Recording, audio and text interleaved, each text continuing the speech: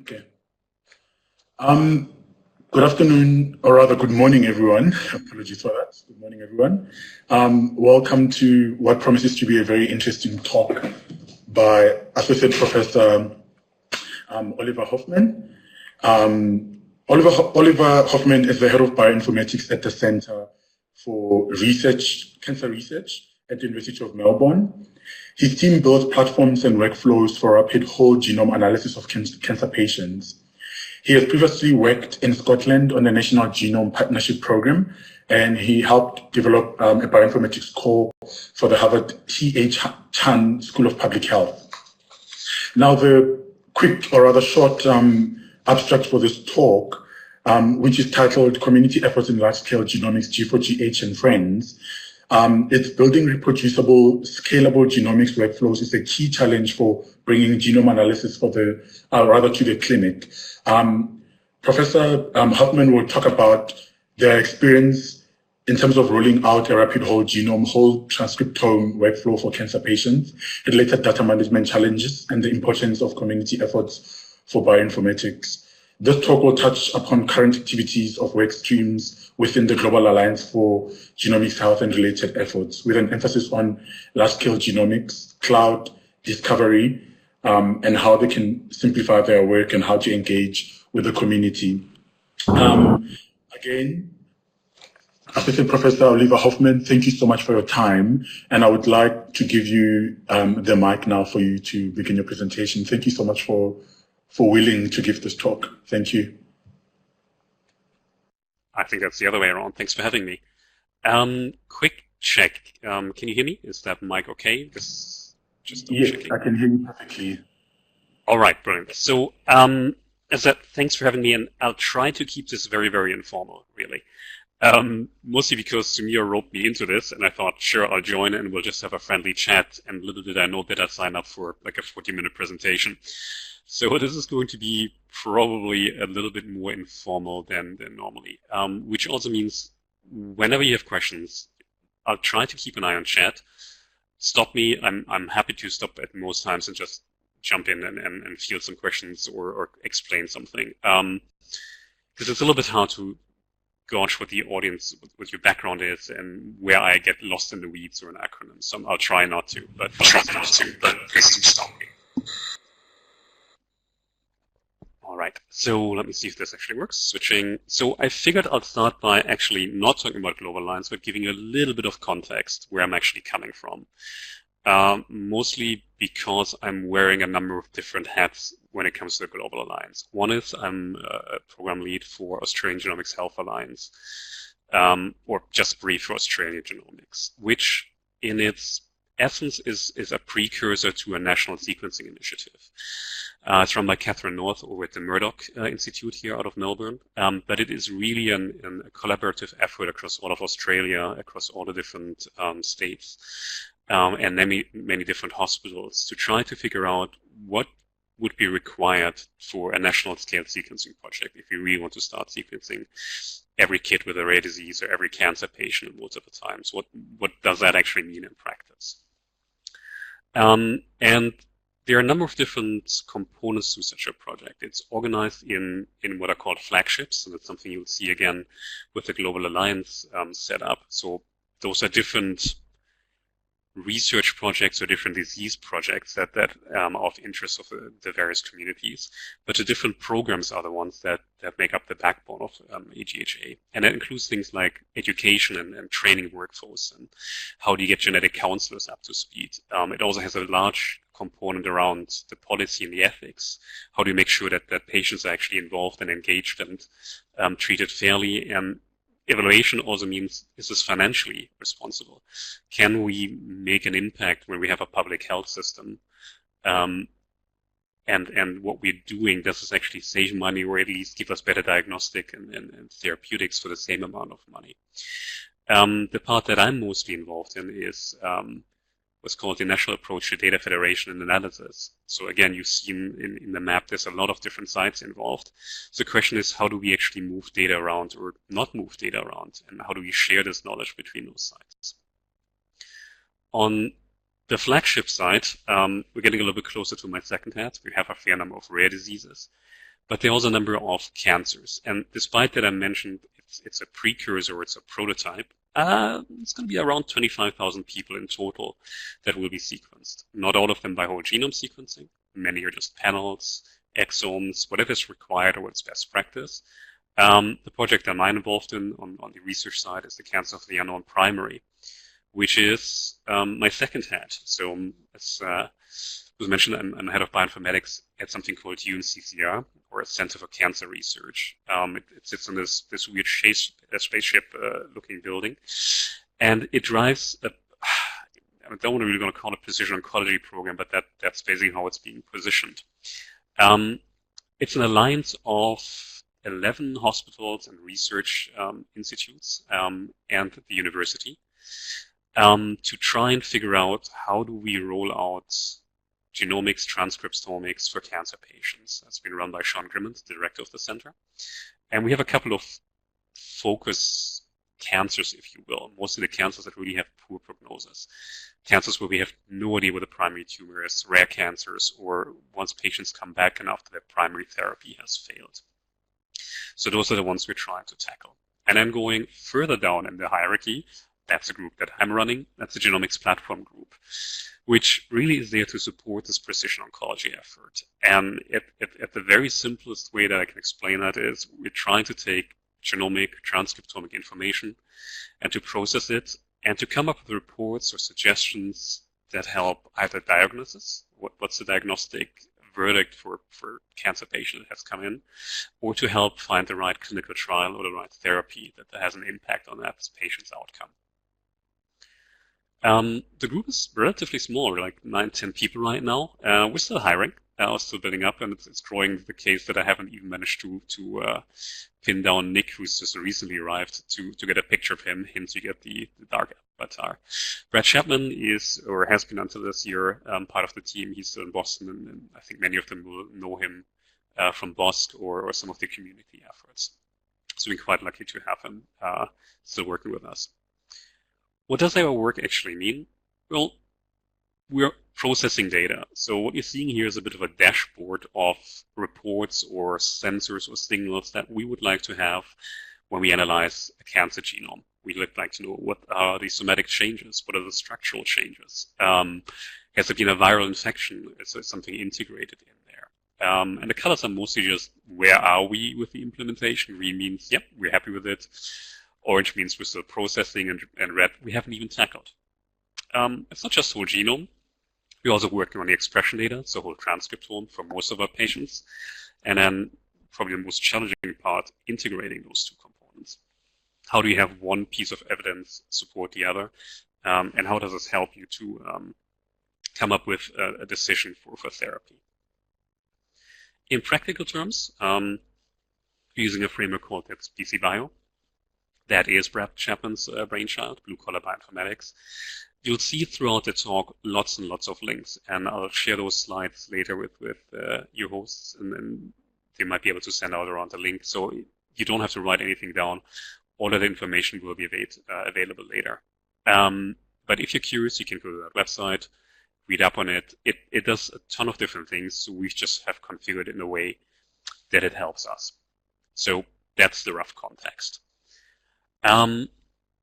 Let's now go to the things that we're trying to tackle, or what is challenging. Realistically, the work that's just described, the bioinformatics is probably not too hard. We have a good understanding of it. We roughly know how to put those things together. But maintaining this, in particular maintaining the infrastructure, is really a Rube Goldberg machine. It all needs to connect together. And a lot of that is really just held together by duct tape. And it doesn't matter whether you're at a national initiative or a small sequencing group somewhere. There's always a construction site somewhere. Some of the things that really are tough are, for example, platform diversity. We are running samples on 3 different infrastructures, 3 different clusters. One runs Slurm, one runs Torque, and yes, we're also running things on Amazon, AWS. Some of it also on Google, probably missing here. So there's a lot of different frameworks that we kind of have to support as part of the work that we do. There's constant optimization to do. BCBio is used by a lot of different people. But the vast majority of them use that for cohort analysis. Like, well, here's 20 exomes, run them together. We are trying to turn around single samples as rapidly as possible so that if a patient comes in and has a biopsy on Monday, by the time they're back for the next appointment, they actually have a report ready to go, and we can give the clinician some guidance on what we think the right therapy is. That's a very different computational model and a very different optimization model than you'd normally have in a research environment. So that's something we have to optimize for. So inevitably you ask questions, well, what about all the other systems? Do we have to use BC Bio to run those things? Can't we take the workflow and run it elsewhere? And the answer is like, yeah, I'm sure we can. Like, there's a lot of good systems out there. Galaxy is a great one, although we probably mostly use it for teaching purposes. I am definitely fond of Nextflow, which I think is doing a ton of things right when it comes to scalability and running on different commercial cloud environments. It's a really, really nice system. If you just want to prototype something, SnakeMake is really an excellent framework, particularly if you already know Python. It gives you the ability to play with something, tee it up, see if that actually makes sense, and then you port it to something else down the road. In fact, there's probably too many great systems out there.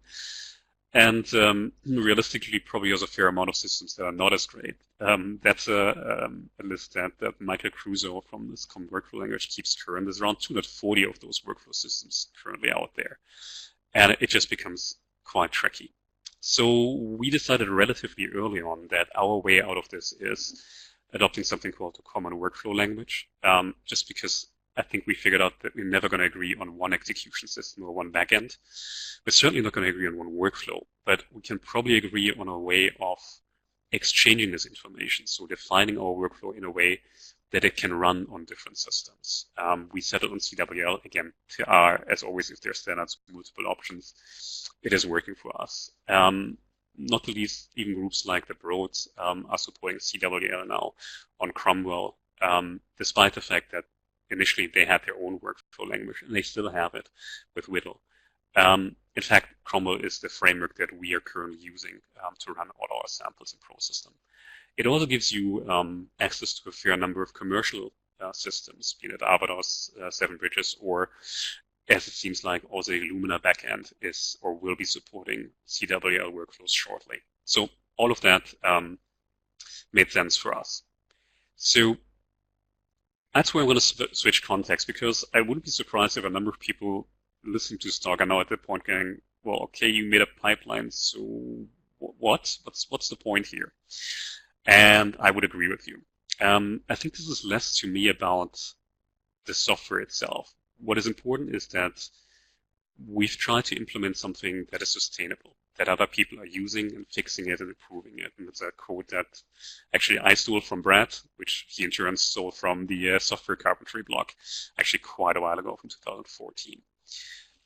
So if I learned anything during the past couple of years of being involved in BC Bio and everything else, is that bioinformatics communities are probably the most important part of this development process. And by that, I mean not just who's using it. Yes, there's a number of people, a number of groups who are using BC Bio and the workflows that we've developed, both in an academic setting, but also certainly in a commercial environment like Merck or AstraZeneca. I think more important is the community contributions. They're not just using it, they're contributing back. But just a number of activities on the GitHub account over the years, and I probably should have updated that slide. But it gives you an idea that how many people and how active the project is, where people are asking questions or contributing actual fixes to the project, something we probably couldn't be doing ourselves all alone. I think the most rewarding part really is logging in the morning, taking a look at new issues that have come up, and finding something like this. That's one from the GitHub issues board, where someone just saw a talk, actually from a Global Alliance plenary, that talked about different compression systems and how that could be implemented. Before we even had a chance to respond and consider that, the presenter who gave the talk in Basel chimed up and saying, yep, that's what I had in mind, and here's how we think this could be implemented. And then a little bit later, you have no other than James Bonfield, the maintainer of Gram, showing up. We're like, well, okay, here's how that relates to some of the other work. That's really, I think, the actual value of not doing this on your own, but reusing something that's out there. Which brings me to the main topic of this talk, which is the Global Alliance. And there's a lot of mission statements and summaries and other slogans for the Global Alliance. But what for me that brings it really down, the first part of the Global Alliance is collaboration. It is very much a volunteer organization. Pretty much nobody gets paid to contribute to the Global Alliance, to standards development. People show up because they feel like, okay, there must be a better way of doing some of those things. Can we coordinate some of this? And yes, there's innovation. And yes, we're hoping this will speed up our own research as well. But at the heart of it, it's about this collaboration project. For those who haven't looked at the Global Alliance, hang on. There we go. It's set up not unlike what I discussed about Australian genomics earlier. There are in red at the top a number of real-world driver projects. And of course, H3 Africa is now one of them, as is then Australian Genomics, Genomics England, Candic. I would expect Seneca to also be one of those down the road. But for me, with a slightly biased view, the real value is in the rows. Those are what are called the foundational or technical work streams. Those are the different themes or topics almost, how those groups have self-organized and are trying to find different solutions for problems those driver projects have. And that's not every driver project engages in every work stream, but there's a fair amount of overlap, really. In terms of practical day-to-day use, we probably interact with most of those, certainly with the foundational work streams. But our major work is probably with the 3 technical work streams that I've highlighted here: cloud discovery and large scale genomics. And I'll go over those in a second. That's not to say that data security, regulatory, and ethics are not important. Quite the opposite. I think they're incredibly, well, foundational, as the name says. For example, data security takes care of vetting all the protocols, all the standards that the technical work streams comes up with. So if someone takes a look and says, well, there got to be a better way, this isn't a secure way of sharing data, that really helps when I go to a funding agency and can tell them, look, we are using an API. Or on the regulatory and ethics side, it's the same principle.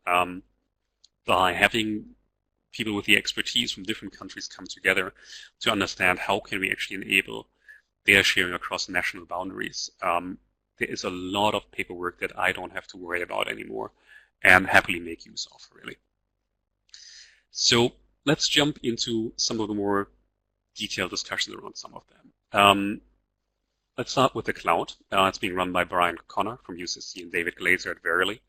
And it defines itself as like standards for sharing and executing portable workflows, accessing data across clouds. It's a bit of a mouthful, really. The way I think of it is, well, why do we move data around? And I probably should have amended that by saying, why do we move data around? And can we please stop doing that?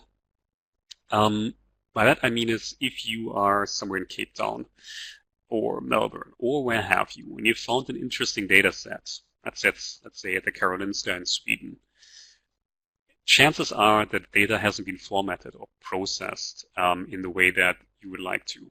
Oh, sorry, Adia, blast from the past. I have to do a shout out. I need to look at the chat more. Good to see you. So if data sits somewhere in Stockholm, is there a way that I can run my own workflow, my own way of processing it to make it comparable to some of the other data that I have in-house? And most currently, at least, the answer is usually no, because the Karolinska is probably not going to give you access to their computer systems. And then even if you can come out through that hurdle because you have a collaborator there and they give you access, then you have to figure out how to port your complete workflow system to whatever they are running. And then we're back to the problems that I mentioned at the very beginning. Different workflows, different compute environments. It is a bit of a mess. So in a way, what the cloud workstream, among other things, is trying to get to is a world where we move from the left-hand side of this graph, where you've got like 3 different silos and researchers using those, and then sharing information with each other, to the point where each researcher can just interchangeably use data no matter where that really sits. That's a bit of like a pipe dream, but in practice, you don't need that many components. You need going here from top to bottom, one place where you describe the workflow and the tools, or what I'm actually using here. You need to have a place to execute that workflow, to basically take the code and run it, which is basically task execution, which commands am I running and how am I running them. And you need to have something that tells me where the data actually sits. If you think of it in this more abstract way, we kind of almost had that when I described this earlier. We have a number of standards and tools. This is your SAM or BAM file, and we have a PWA aligner. We already have a workflow description. That's a blue box in CWL or Bring Riddle.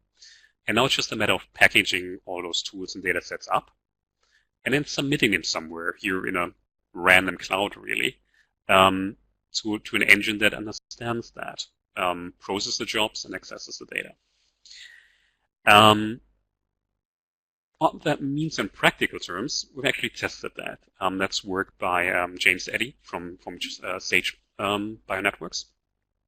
So this was run at the Basel Plenary of Global Alliance. So he teed up an orchestrator, the green box in the middle, and then asked different driver projects to come up with a workflow they would like to run. So here's the kind of stuff that we do day to day.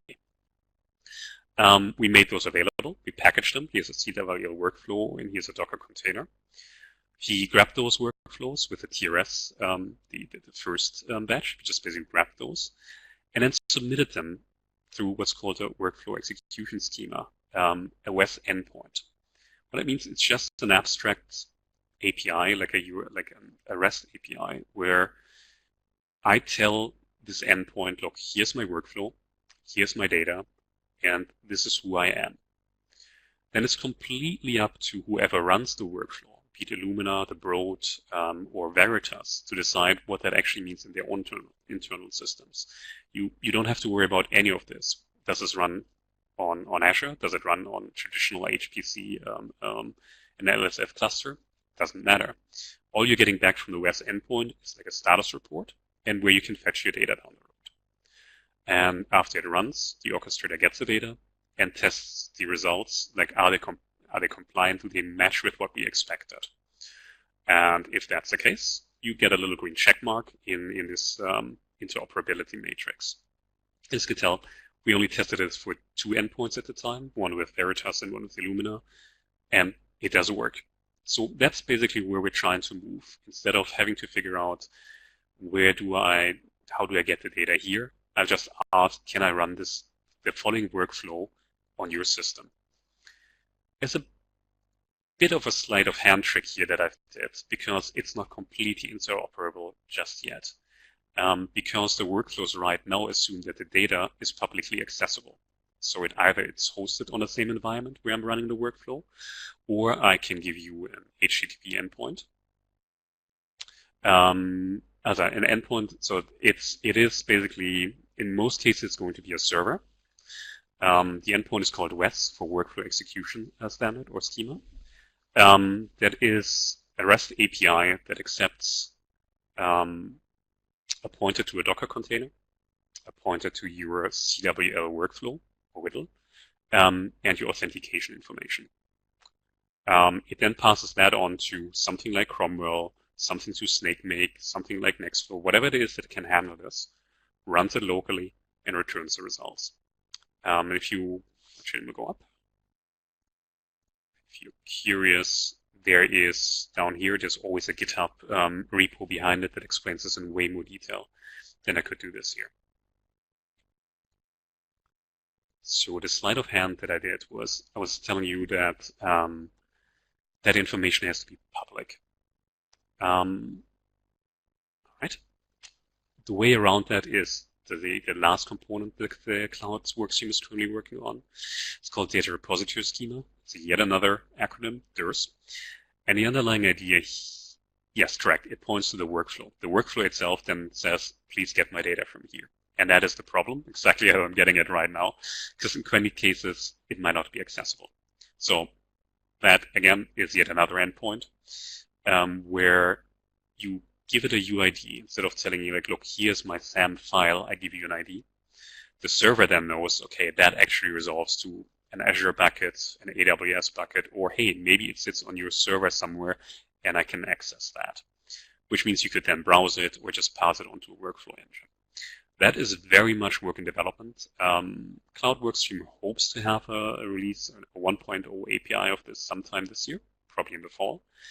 The biggest one here is the authentication and the authorization. So basically, quite often, not every endpoint that you have is going to be made available to everyone, right? So you might have the credentials with Illumina, and then if Illumina knows you or the Broad knows you, they say, sure, you can run your code on our servers.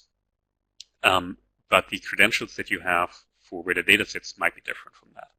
And all of that still needs to be resolved. It's being discussed, and there are APIs around that. It's not finalized though yet. So that's pretty much what the cloud is doing. Looking for more comments. I think I'm okay. Switching to the second workstream that I'm involved in is the Large Scale Genomics workstream that's being run by Thomas Keene, director at EGA over at the EBI, and I have the fortune of being a co-lead with him on this one, but let's face it, Thomas is doing all the work here. That summary is actually quite dry as well. We create standardized methods for accessing large-scale genomics data. What that means is actually really, really broad, and a little bit unlike the other workstreams, the large-scale genomics workstream is actually split into 6 little groups or divisions, task teams, if you will. Each of them run and managed by their own leaders, just because it's such a broad church, it's hard for anyone to be on top of all of those different projects. Some of things are really the bread and butter of what we have in bioinformatics, just developing the file formats like SAM, BAM, or VCF. For example, they are right now working on having better support for long reads like PacBio or Nanopore in BAM, how to encode this, or how to encode modified genomic bases, nucleotides, what's the right way of doing this. The future VCF group is trying to figure out, well, we know VCF doesn't scale if you have 1 million people sequenced. What is the right way of representing that? The RNA-seq group does similar things with the Human Cell Atlas and other groups. How do we deal with expression data from millions of individual cells? RefGet is actually active already. It's an API where I don't ask for chromosome 6 of a certain genome build. I asked for that sequence by a checksum. And that becomes really important if you ever looked at RNA-seq data and you can't make sense of it because you have no idea what transcriptome information they actually used. This is a way around that. You can just look up the UID and get that information. The two I'm going to focus on a little bit are htsget, that's run by Mike Lin, for streaming this data. Oh, look, typo. And GA4GH, run by Alexander Zanov and Rob Davis, because they're kind of related to each other. htsget is a very, very simple protocol, actually. It's almost like an HTTP that allows you to stream genomic information, SAM, BAM, CRAM, or actually VCFs, but provide additional information. It handles the authentication for you, but you can ask not just for a file, like, well, give me NA12878, but you can also ask for a region or filter it in certain ways. You then get back a summary and a pointer where the actual data is, and you can start streaming that. The benefit for that is you can actually start playing with the data without having to download everything. So if you want to explore that, both the Sanger and Nexus have, among others, stood up endpoints for that. And it's actually built into tools like samtools because the underlying libraries understand this. So we can just provide an HTTPS address, which resolves this as one of those endpoints. And then you're asking for a sample and a reference. For example, in this case, I want from chromosome 12 a certain start and end location. And can I please have this back as a CRAM file? What you get back is just that one region, which becomes really, really important if you, for example, are curious in this gene in, let's say, the UK Biobank. I don't want to download 50,000 samples. I just want that one region. That really, really helps you down the road. As for other things in the Global Alliance, there's an interoperability challenge going on, which means whenever we deploy something like this, or there are new implementations, we make sure they all work with each other. And if not, it usually tells you that something with the specs isn't quite right yet. So that's an easy way of getting involved. If you have something like this, well, test them and see if they give you the same results. An independent but supporting effort around that is called GA4GH. Weird name, but what it just basically means is an encryption container around something like a SAM or a BAM file. I'm wondering, does the show hands thing actually work in this chat? Did anyone actually have to download data from EGA in the past? Like go to the EGA, ask for some data? I figured. Brilliant. All right. What that means in practice is you'll set up a key with them, and then the EGA or the EBI will actually encrypt the data that you want, and then you download it. And then you decrypt it, which again means there's nothing you can do with the data until you have everything. It also means that for every user that requests information, the whole file has to be encrypted.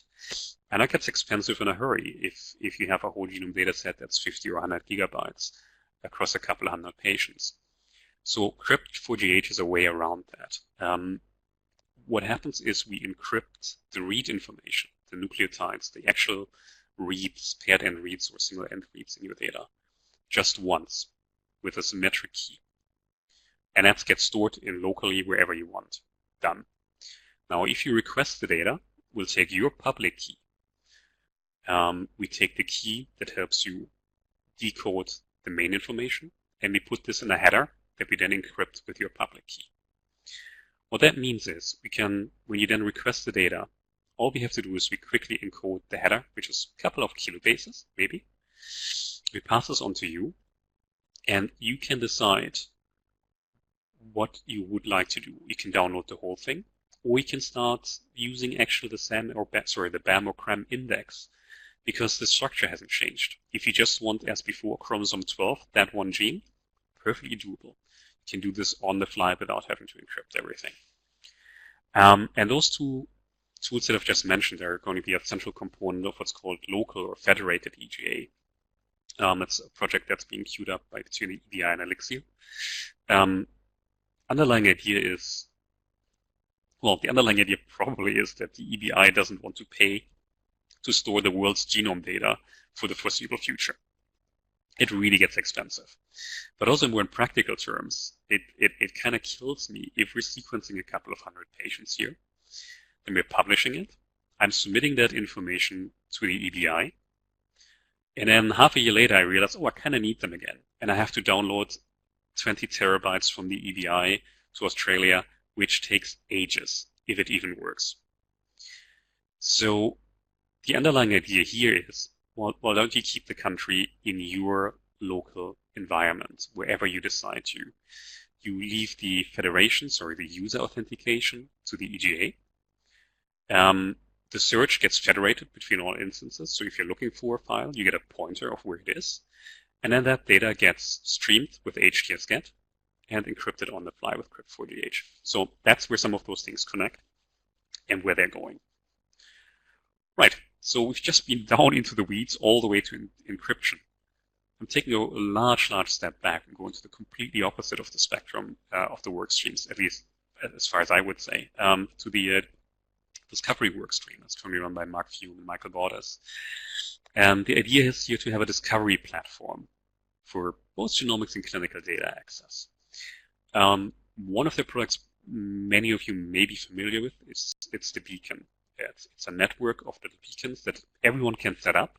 It's a relatively small tool that you point at a set of VCFs, variant files, which then means if someone comes in and asks, well, okay, can someone tell me in genome build 37 on chromosome 13 at those coordinates, do you have any patients or do you have any samples in your general population that are shifted from a G to C? Beacon then goes out in its networks and tries to find it and tells it, yep, we found this one in BRCA exchange, Cafe variome, and many others. And ideally, some of them will also expose additional metadata. It's like, well, that patient, this is actually a normal sample, or no, we actually found this in a breast cancer sample. So that's the simplest approach that you can think of. Matchmaker Exchange is an extension of that protocol, What Discovery is currently trying to do is expand that further into something called the Search or Search 2.0 API. It would still support the basic question that I just had, like, well, tell me, do you have variants in a certain gene or this position? Absolutely. But they're expanding this, where you also can ask, well, can I ask for phenotype? What background mutations do your cystic fibrosis patients actually have? If you have this mutation, what's that out and what's the outcome? It's also going off almost a little bit into the weeds. Remember how I mentioned that the idea is that if you find some data in Stockholm, you'd like to process it right there without having to download it. Well, that's what Search API is trying to figure out. Once you found data, can you tell me, is there a WES endpoint anywhere nearby so I don't have to move it? There's more to it. You could also ask, well, I'm a commercial researcher. Can you tell me which data is actually available if I'm interested in breast cancer research? All of those things are questions that the Search API is trying to answer, which means what initially looks like a relatively simple flowchart. Well, we have a collection of patient data, and we're asking a question, and we're returning that. All of a sudden touches pretty much every single work stream in the Global Alliance. It certainly is the cloud work stream. Where's my WES endpoint? Where's my DRS pointer to where the data sits? It touches things we haven't touched on or we haven't discussed, like GKS, which is a knowledge standard. Well, what does actually breast cancer mean? Or, well, what gene are you exactly talking about and what's a variant to you? But it also involves the DURI crowd, which stands for Data Use and Researcher Identities. They're trying to answer a couple of other things, and I'm only highlighting two that they're tackling. One is trying to figure out if they're actually matching data for your question. So if, as a requester, the person on the right, has anyone actually deposited data that I am allowed to work with? And there's a couple of places like the Sanger that are already implementing this for data sets where you can go, and there's a terms of use in the same way that you would have a Creative Commons license on Flickr or Wikimedia that tells you, here are the conditions. This one is free for general research use in clinical care, but it has certain restrictions. You have to publish this data, and there might be additional restrictions. If you want to use this data, please adhere to those. There's a second component to that, and that's the researcher identity. If I'm asking for this data that I find somewhere, well, who are you? Again, that's being prototyped as different approach to that between the US and Elixir. It's trying to harmonize all of that. Think of it a little bit like an eduroam. When you have an eduroam supported email, and you go anywhere, ideally in the world, where there's an eduroam access, they check your credentials, and if your host institution, your home institution tells you that, yep, he is or she is a student with us, well, you get access to the internet. Done. So here it's a similar plan. We'd like to get to the point where there's this current process where you apply for data, you register for an account, then it goes to a data access committee, and then maybe a month or 2 months later you get your data. We'd like to get to the point that that's almost instantaneous. So you go to something like the EBI, EGA, you use your eduroam equivalent, which tells the EBI, yep, that person is still a researcher in good standing with its home institution, or yes, it's a pharmaceutical employee with the following company. And then you tick what you actually want to use the data for. And if the person who deposited this has matching restrictions, well, then you get your data immediately. That is the underlying idea. If you're not trying to do anything that goes against the original IRB, the original ethics of this, then why not take out the middleman and remove all of this along and speed it up quite a bit? Samir is typing. Do I wait? How quickly are you typing, Samir?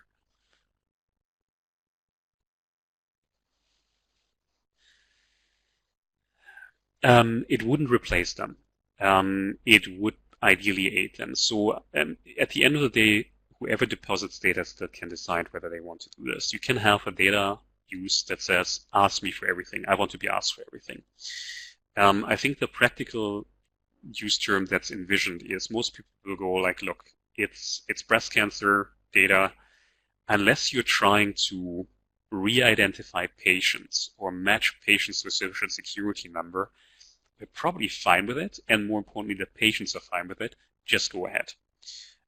If you flag anything that is outside of the original consent, the original planned data use, or it doesn't fall within those constraints, it would get escalated to a DAC, to a data access committee, to do the manual decision. So you're not trying to replace it, it's just trying to, I would say if you've ever been on a DAC, 95% of those requests, I don't want to call it rubber stamping, but you look at it, it's like, yeah, sure, sounds reasonable.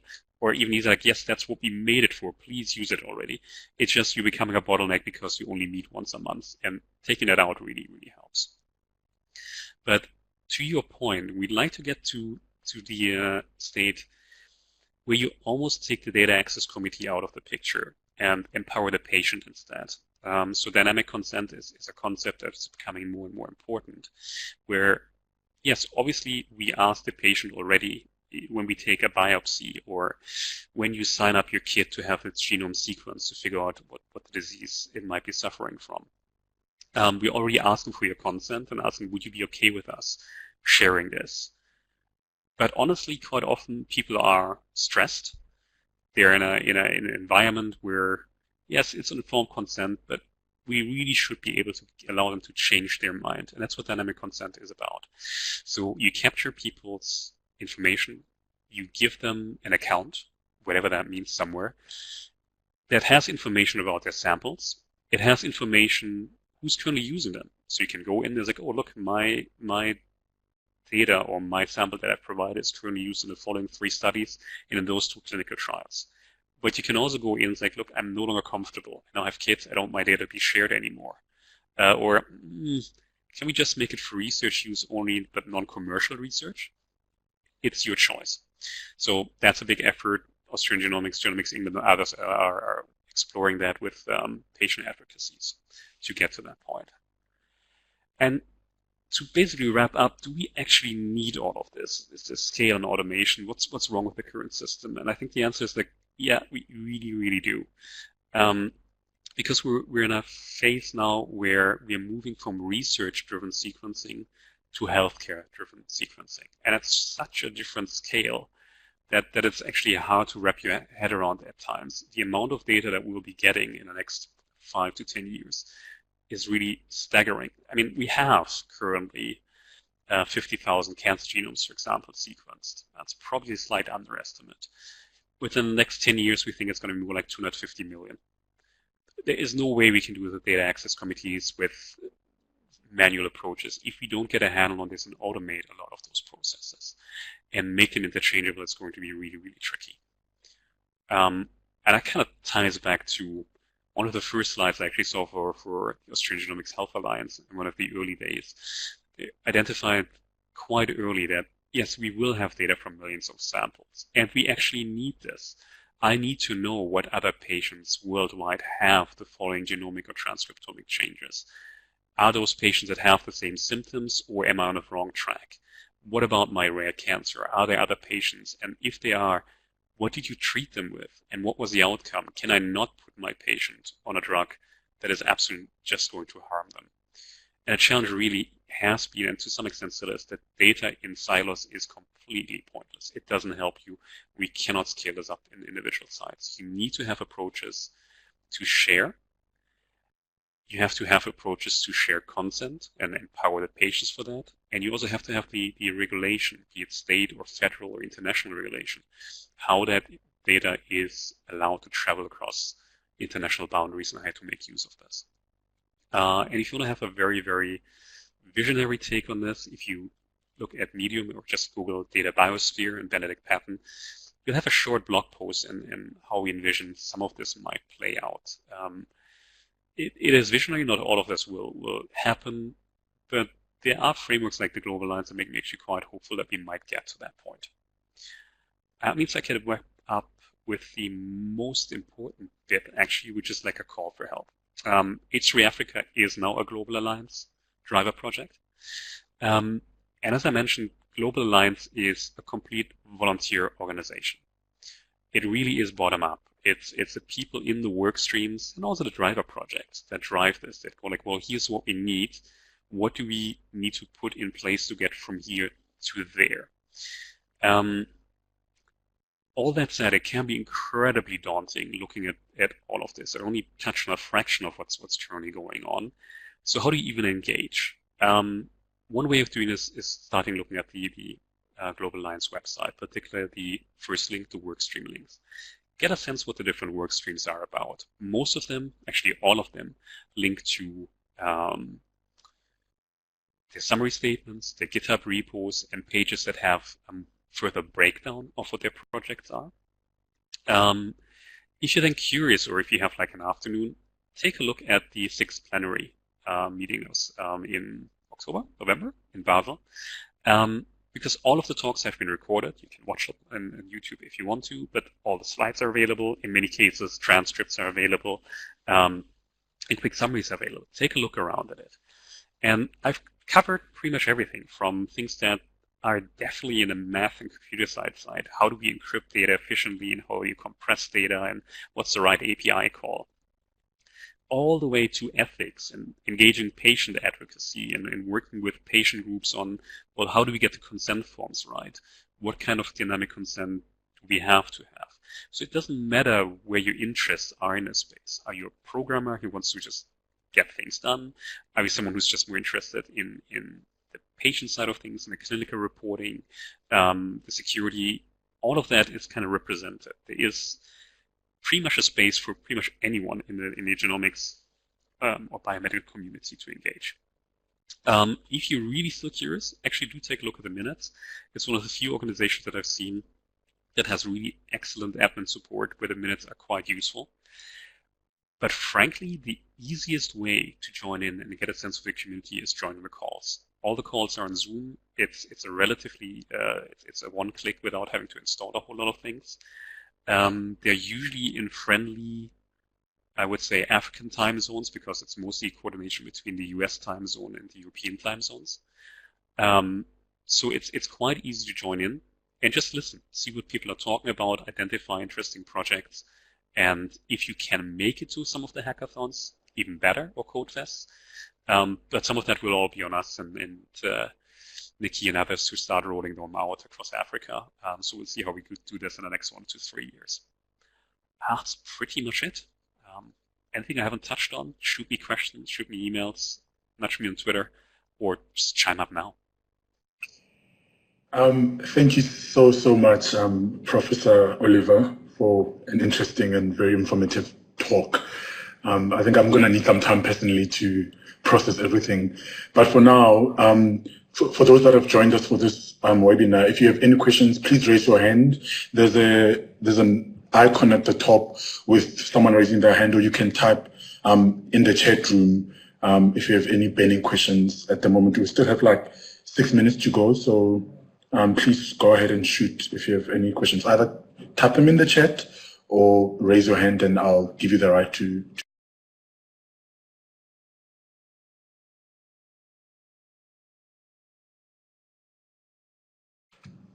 Azza, go ahead.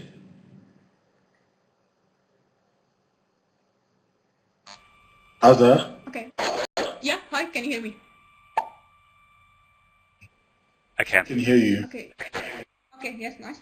So thank you, Prof. Oliver, for this great presentation. I just wish to ask a little bit something technical. You mentioned TESS and WIS. Could you kind of differentiate between the two? I love that. Mostly because the cloud workstream has actually been thinking of, do we actually need TESS? TESS was meant as, TESS was meant as an abstraction layer, so we have a single command. So if you want to have another layer of abstraction, you could use something like funnel, which is pretty much the only abstraction layer I know of that.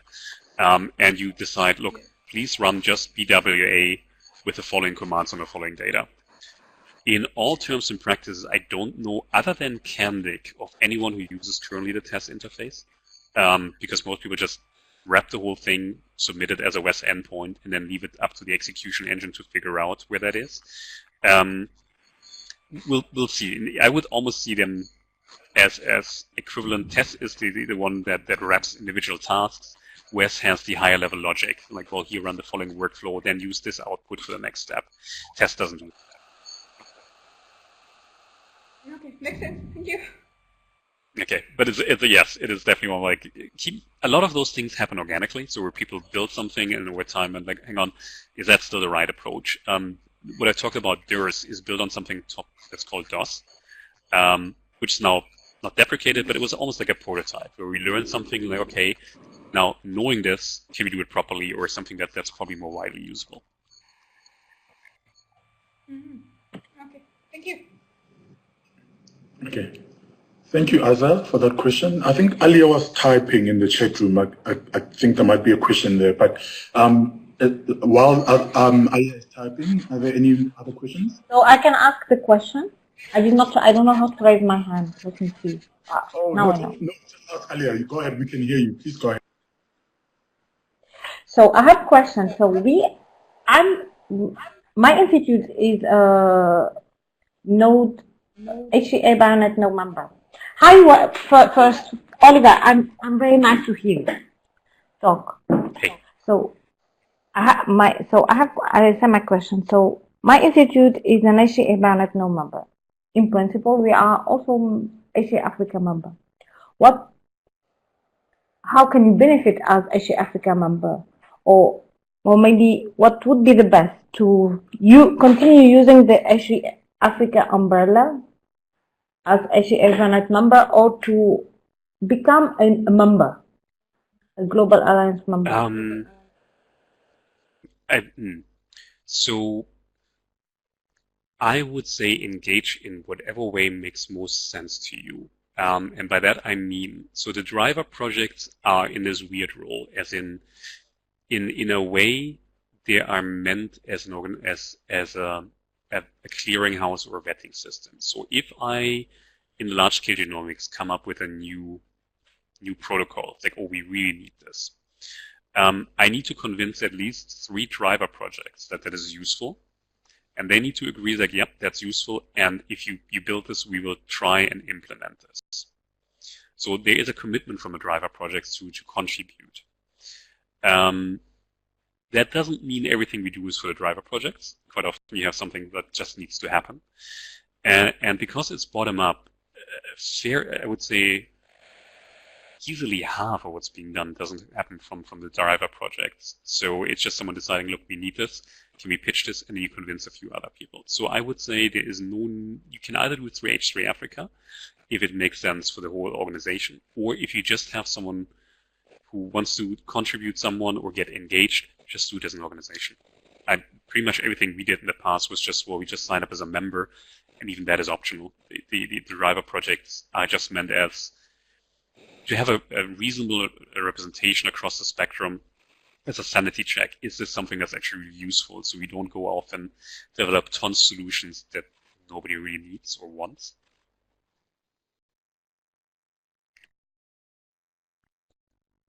And good to hear. Okay. Thank you so much, Alia, for your question. Just 1 more minute remaining. So if there's any quick or burning questions, I'm going to allow some time. But otherwise, Oliver is willing to communicate with you outside of this. So follow him on Twitter. As you can see on the slides, his Twitter handle is there, and you can email him as well to engage him further. Other asked, would it be possible to share the slides too? So, Oliver, please answer that, because obviously we recorded this webinar. It's going to be up on YouTube, and we can send you the link as well. But in terms of sharing slides, I think that would be okay as well. Oliver, would that be fine? chat, of course. Everything we're doing is open public. Just share everything. Open to the public. Okay, so now I'll share them with. So yeah, we can share the slides, and as I said, the webinar was recorded and will be up online. With that, I just want to say, with the time difference, we made this work somehow, and we really, really appreciate your time, Professor Oliver. Really interesting talk, and thank you so much for your time. Thank you so much. Take care. Okay, take care, everybody, and enjoy your day.